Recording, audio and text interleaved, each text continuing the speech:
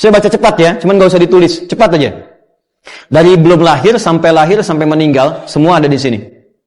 Sebelum kita dilahirkan, masih dalam kandungan ibunda kita, maka ayat tentang kandungan Quran surah ke-22 ayat yang kelima, prosesnya Quran surah ke-23 ayat 11 sampai dengan 13. Kemudian dalam proses kandungan itu sampai melahirkan, doanya Quran surah ke-7 ayat 189. Ketika kelahirannya, prosesnya merasakan bagaimana seorang ibu yang sedang mengandung Quran sampai melahirkan, Quran surah ke-31 ayat 14 atau Quran surah ke-46 ayat ke-15.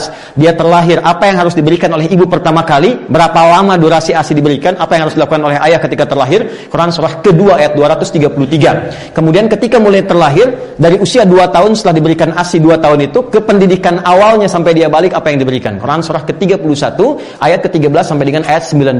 Ketika dia mulai balik, apa yang diberikan? Pertama kali pendidikannya supaya dia mendekatkan diri dengan Allah Subhanahu wa taala. Maka muncul Quran surah ke-58 ayat yang ke-11. Cara belajarnya Quran surah ke-9 ayat 122 yang tadi dibacakan. Dia mulai dewasa, dia mulai menantau, mengenal orang, apa yang harus dioptimalkan? Quran surah ke-49 ayat ke-13.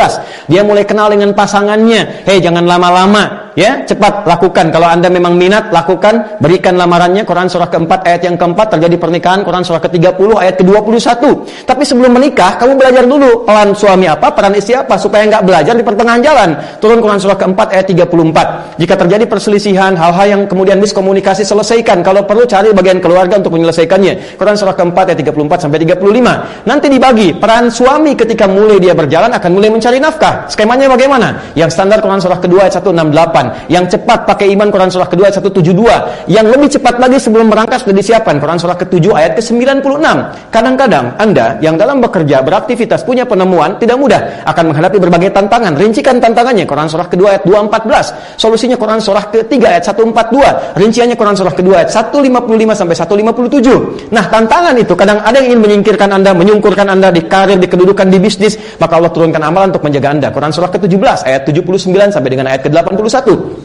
Di titik ini, jangan anggap yang di rumah seorang ibu biasa saja. Perjuangannya kadang-kadang tidak mudah. Merawat anak, kadang dia berkata, apa yang harus dilakukan? Turun Quran surah ke-17, ayat 23 sampai dengan ayat 27. Anda berkembang luas, sampai karirnya bagus, usia 40 tahun sudah dapat sesuatu, apa yang harus dilakukan? Syukuri nikmatnya, bagi dengan orang tua. Turunlah Quran surah ke-46, ayat ke-15.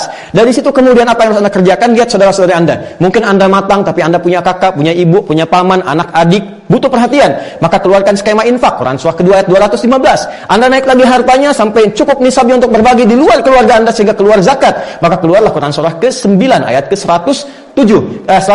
Kemudian dikeluarkan ke 8 golongan, Quran surah ke-9 atau ayat keberapa? Ayat ke-60. Kemudian dari situ Anda berkembang kembali, semakin tua, semakin sepuh, semakin lupa, bahkan muncul masa pikirnya, Quran surah ke-22 di ayat yang kelima. Dari situ jangan dikira Anda akan abadi selamanya, tidak. Boleh jadi Anda akan mendekati sifat-sifat dekat kematian, belajar tentang kematian. Turunlah Quran surah ke-3 ayat 185. Kalau Anda ingin nyaman wafatnya, persiapkan diri menuju husnul khatimah, Quran surah ke-89 ayat 27 sampai dengan ayat ke-30.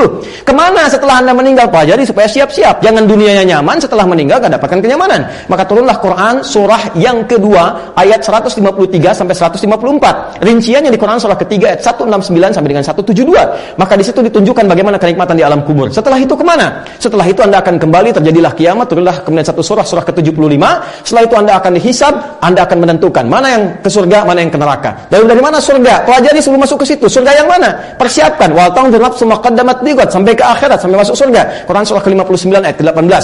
Surganya yang mana? Mau yang biasa-biasa? Quran surah ke-2 ayat 25. Mau yang surga Firdaus? Quran surah ke-23 ayat 1 sampai dengan ayat 9. Mau surganya surga Aden sebagai ahli Quran, memuliakan orang tua? Quran surah ke-13 ayat keberapa? 23 sampai 24. Rinciannya Quran surah 35 ayat 32 sampai dengan 33. Lalu kemudian Anda ingin surganya bersama Nabi, orang-orang soleh, orang jujur, sahabat yang pernah bertugas di bumi. Quran surah ke-4 An-Nisa ayat ke-69.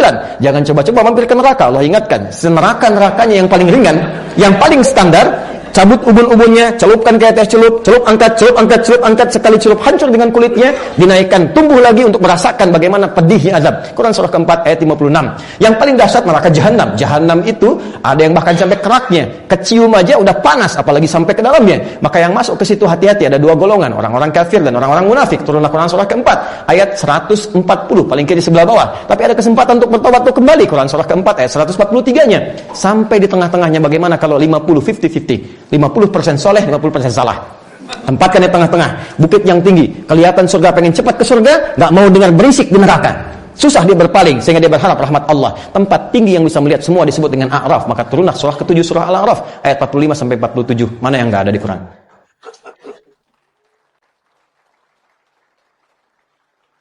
Gitu. Nah, jadi berinteraksi dengan Quran itu, bacaan bagus, ada pahala. Tapi yang diharapkan, petunjuk Qurannya muncul dalam kehidupan. Islam itu jangan ditempatkan hanya di Quran sebagai mushaf. Harus jadi perilaku.